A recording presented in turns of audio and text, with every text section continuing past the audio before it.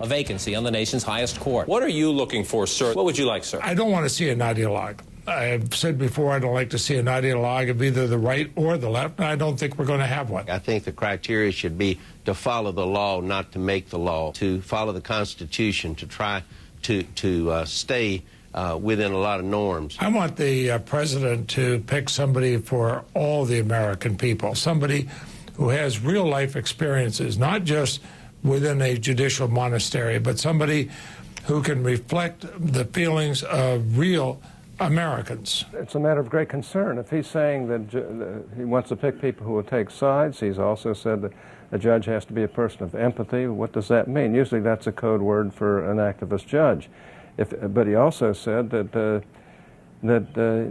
he's going to select judges on the basis of their personal politics, their personal feelings, their personal preferences. Now, you know, those are all code words for an activist judge who's going to, you know, be partisan on the bench. I don't think that President Obama is using code words. I've known President Obama long enough. He doesn't need to use code words. He speaks very plainly and very directly. I think that's why he won such a resounding victory in November. Let me ask you about this switch from the Republican to the Democratic Party. He did the old switcheroo this week. What changed? Well, I undertook a very thorough survey of Republicans in Pennsylvania with polling and a lot of personal contacts, and it became apparent to me that my chances to be elected on the Republican ticket were bleak. I was sorry to disappoint many people. Frankly, I was disappointed that the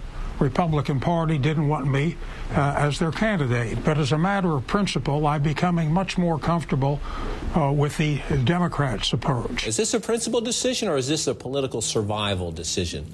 I don't know yet. What I need to know is, what's he running for? What were you offered? What inducements have you been given to switch parties? None.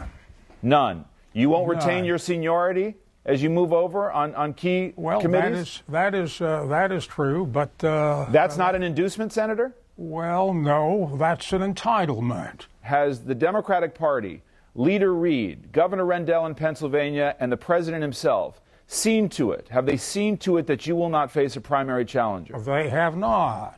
Flatly not. But the President said he's going to campaign for you. Who's going to step up against you when the President's declared his intention in the primary? Well, that's a different question. You asked me if they've cleared the field, and they have not. It was reported this week that when you met with the President, you said, I will be a loyal Democrat. You misquote me, David. I did not say I would be a loyal Democrat.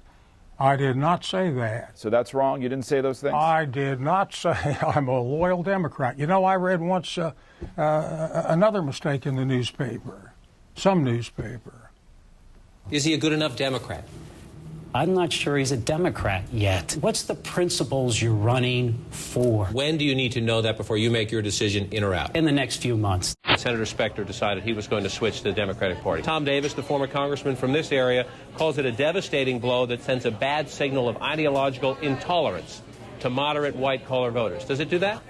No, not at all. Our party is a big tent party. As you can see, for the Republicans, grim the big word. Anyone who picks up Time magazine this week and sees the 100 most influential people will see two Republicans in that magazine, Sarah Palin and Rush Limbaugh. Gee, I'd like to have a lot more influential Republicans. I think there are a lot more influential Republicans. Was that the issue on the most beautiful people or the most influential people? I'm not sure.